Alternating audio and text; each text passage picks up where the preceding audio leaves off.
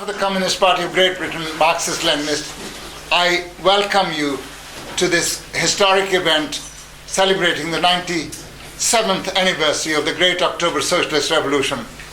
I don't want to say much now because we're short of time, and you'll find out in a minute. We are very honored to have with us the ambassador of the Democratic People's Republic of Korea, Comrade Hyon Hak Bong.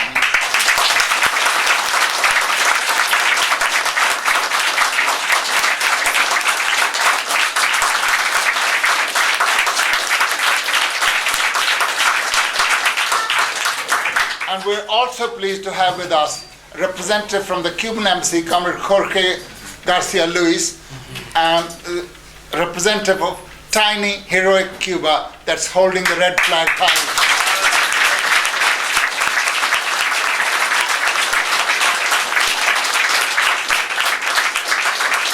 Red flag high in the New World, 90 miles away from this monster called United States of America.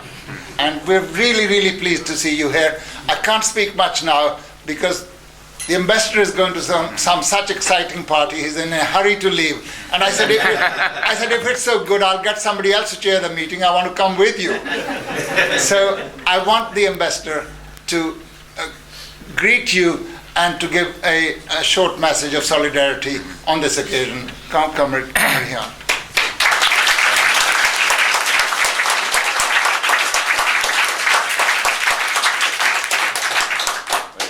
Good evening. I'm very sorry I'll have to leave, but nothing is more important than solidarity with you. But since I have a pre-engagement with another person who is not friendly, but I'll have to meet them. As you know, these days the imperialist manoeuvres for strangling and isolating and strangling the DPR Korea is on the increase, particularly in the General Assembly of the United Nations. Our enemies try to sponsor what they call the resolution of human rights of DPR Korea. Is it sense that the socialist country where all the people are free in terms of what I'm doing politics, economics, that country is being abused by the United States and the hostile forces, as if socialist country is the place where the human rights is being abused. What about United States? And what about the enemies, imperialist countries, capitalist countries, where the people's daily life is being infringed upon by the imperialists? The human rights, what is the human rights? Human rights is really the right of the genuine right of the people to lead political freedom. Yes. Is there political freedom in the United States and other capitalist countries? No.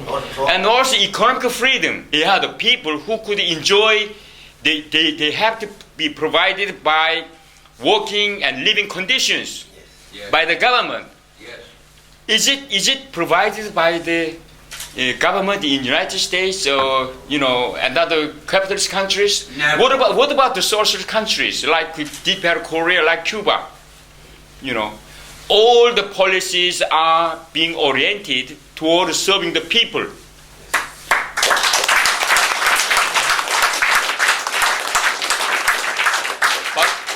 But our enemies are trying to describe, and they're going to make the impression to the world that as if socialist countries like DPR Korea, Cuba, are the ones where the people have no rights. So they say that DPR Korea is an abuser of the human rights. So one guy who is strongly opposed to the social system and who is pioneering what they call the campaign against the DPR Korea is scheduled to meet with me. So, expressing our solidarity with you, as well as fighting against them, please allow me to leave. But it is my great honor and pleasure to join you every year whenever we celebrate the Great October Revolution.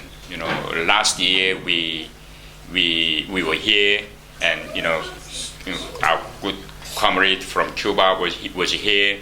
So our position in terms of making a good solidarity and making a common progress with your party has never changed, and it never changed.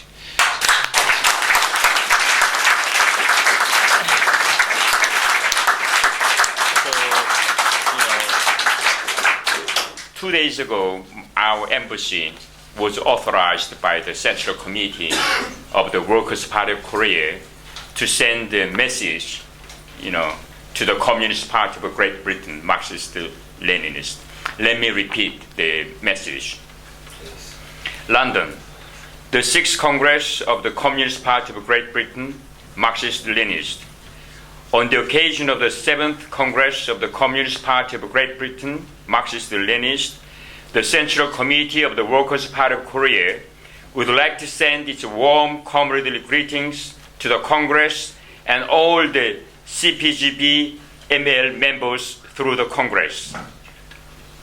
We firmly believe that the 7th Congress of the CPGB-ML will be an important opportunity in its righteous struggle for strengthening the party's organizational and ideological basis and defending the rights and interests of the working people. We are convinced that the good and friendly and cooperative relations between our two parties will be further developed in the future too, through common struggle against imperialism and for socialism.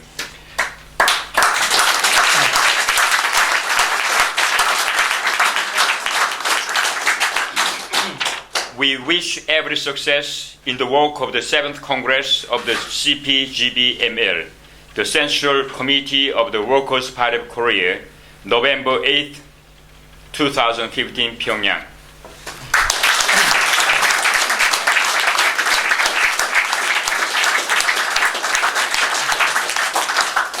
As indicated in the congratulatory message, the bond of friendship between our two parties has been long established, and since then we have been supporting each other in its righteous cause for socialism as well as against imperialism. So, as I told you, at this juncture, the manoeuvres of the imperialists and reactionaries of the world are getting more and more serious against the people, against the masses of the people. What they are advocating for is just a handful of capitalists, a ruling class of the capitalism. So I think when both parties and various parties, including Communist Party of Cuba and the Workers' Party of Korea, and Communist Party of Great Britain, of Marxism-Leninist, join hands strongly and support each other, then the victory will be closer. So I hope in the future, we'll continue our struggle for solidarity with you, as well as struggle against imperialism. So please allow me to leave, but our secretary, Comrade Yu, will be here with you. So I thank you so much.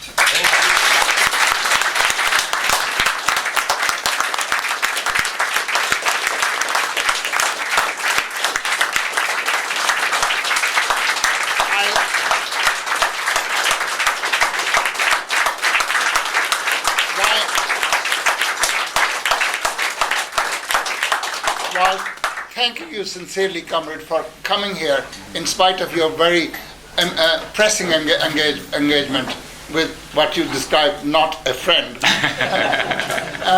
I'm grateful that you were here. Also, before you leave, I'd like to, through you, to convey a message to the Workers' Party of Korea that on this, the 3rd anniversary of the death of Comrade Kim Jong-il, we remember him and miss him, and we remember his work. So thank you very much for your support. Thank you very much.